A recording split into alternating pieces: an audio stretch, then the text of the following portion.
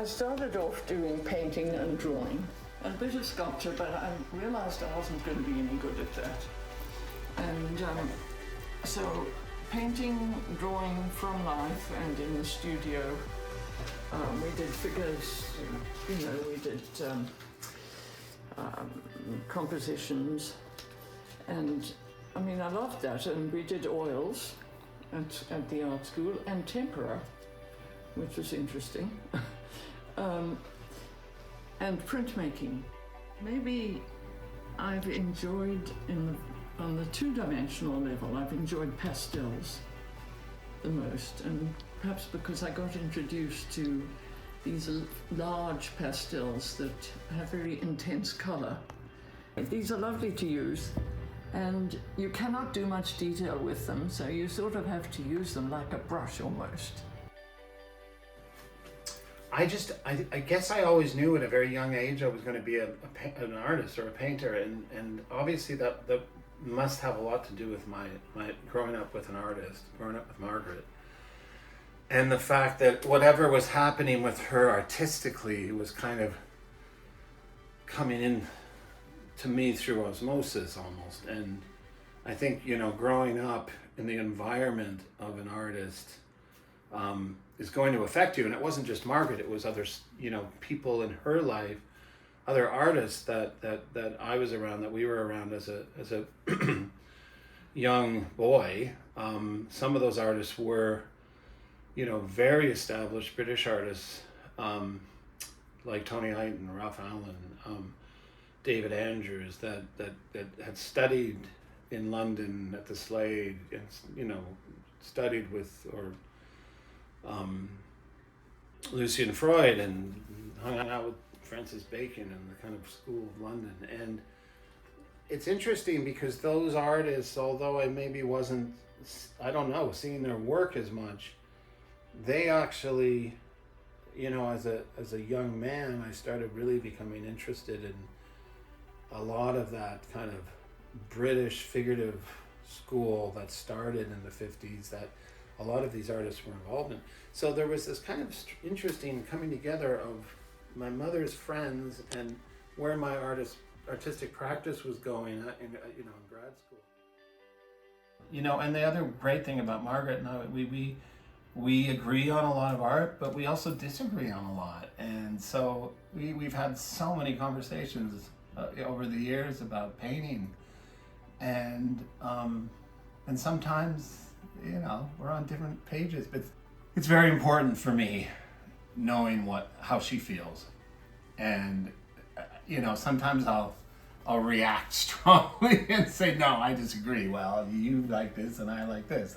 We're different. And then I'll kind of come back to what I was doing and go, ah, damn it, she's right. I've enjoyed drawing buildings as well, and some sort of city scenes, although I try to get a more intimate sort of view rather than a whole city, if you know what I mean. Architecture seemed to be a kind of an exciting field, and I thought maybe I'd like to switch from fine arts to architecture. But my uncle, who is an architect, completely, put his thumbs down on the idea. So, but I have always been interested in architecture. I have a daughter who's an architect. I sometimes felt a little guilty about maybe persuading her into it because I really wanted to do it myself. If Daniel has influenced me, I think perhaps the two night pieces, yes, because I've done them recently and I haven't been doing a lot of oil painting, and Daniel did talk to me about them, and he had some good suggestions, and I would say it definitely influenced me in those. And I must say I was grateful for it. Yeah, and those are a bit different from what I usually do. Maybe capture a certain likeness, but I cannot work a piece up to the level that he can. I just cannot do it. I must say, looking at his paintings, they're quite, they're sort of intimidating, really.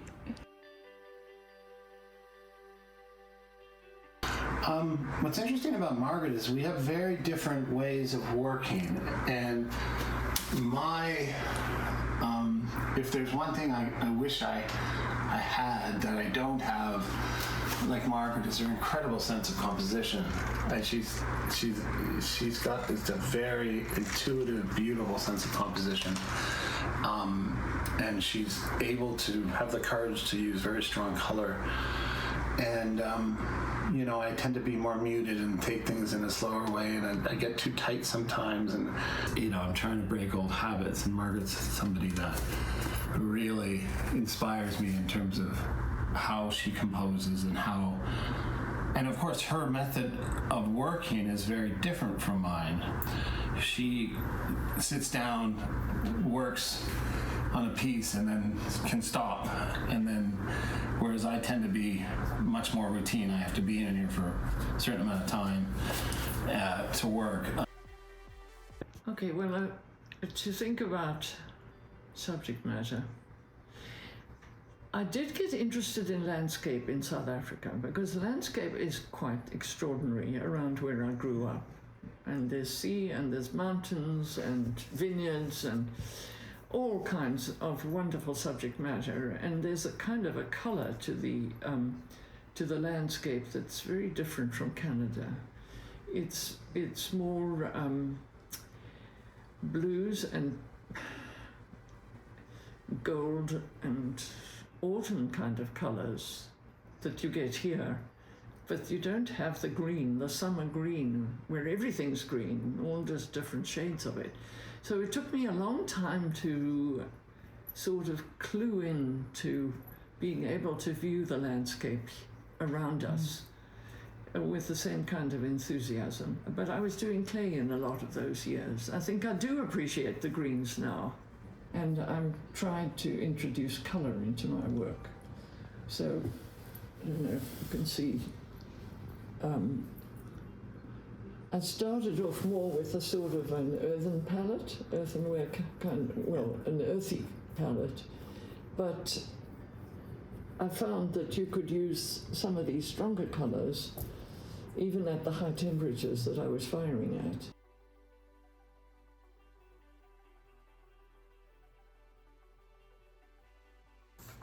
In ceramics, the challenge is form, and the skill to make the forms that you have in your mind takes a long time to learn, and you're always going after this elusive thing. You'd always want it to be better than it was last time. So, the volume of ceramics, of course, appealed to me, and disappointments, a lot of hard work. But I think when I'm doing still life, I'm still interested in the form. And I've quite often included some of the work that I made in clay as subject matter in the still lifes. So, they can be in there because they've got a color that I like, or because they've got a form that I want to use.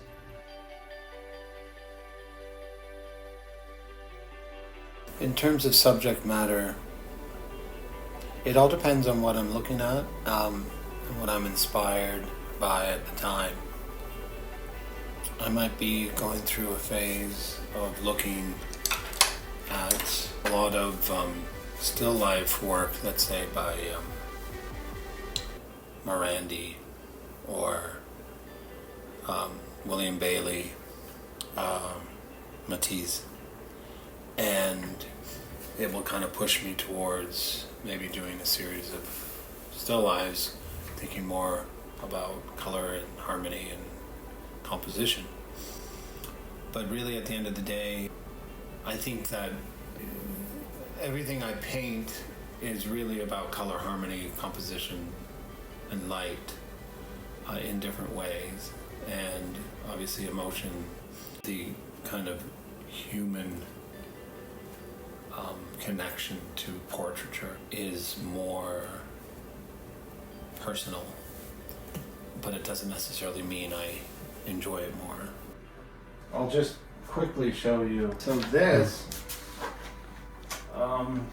this is for a show I'm doing in Toronto. This large piece, and it's very much about that kind of memory and the Vellaturas and the kind of the feel of these old Kodak photographs and photography. And then this one here, if I remember correctly, is the beginning of a piece. So this is kind of how I start. And I've turned this around because I'm very excited about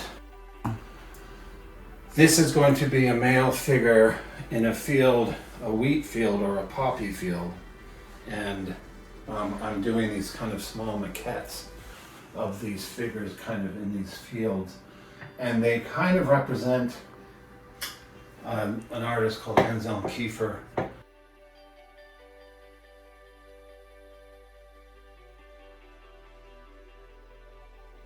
But maybe a bit more recently I've got interested in the shipyards in front of my building, where again, if you look at some of the details of the boats and the juxtaposition of the colour of the boats and the water and the reflections,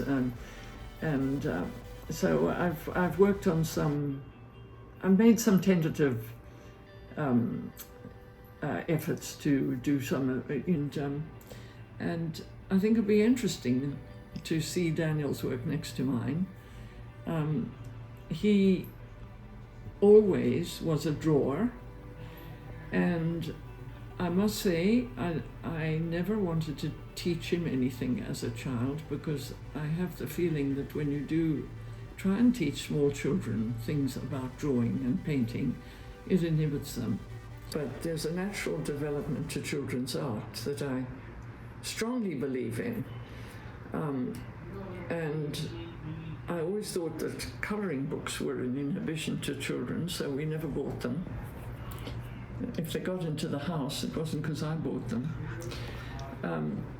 And what we did have was reams of computer paper or printing paper that came out of the early printers that would be stretched out across the floor, maybe 6 feet long. And I know that Daniel and one of his friends, Adam Bristow, used to spend hours drawing on these things, and the drawing would just go on and on and on. And I'm sorry I haven't kept enough of those. I'm not nervous about doing the show. I mean, I think it was a stimulus to do some more work, actually. So, I mean, what I'm showing are almost all newer pieces. A lot of love in this. This has a lot of love. That piece has a lot of love. The ones that aren't finished are going to get their love. And they're already on their way to getting their love. So I think I'm going to work on them today, actually.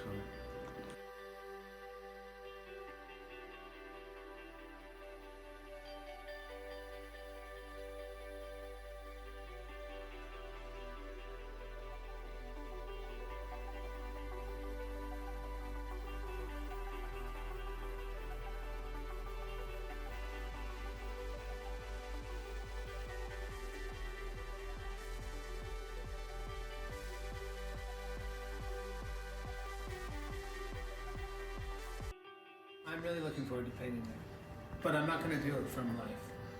I think I'll probably work from photographs. Well, I'm not sure what I'll do. I might have to work from photos, because I might not get you to sit down for very long. I know, I'm 55 and I still can't sit down for very long. I mean, unless I paint you painting, when you focused and relatively still. Well, you took some photos of me painting. I did take some photos of you painting. Well, take some more pictures. I'll take some more pictures and see what. Yeah. We'll figure it out. Yeah.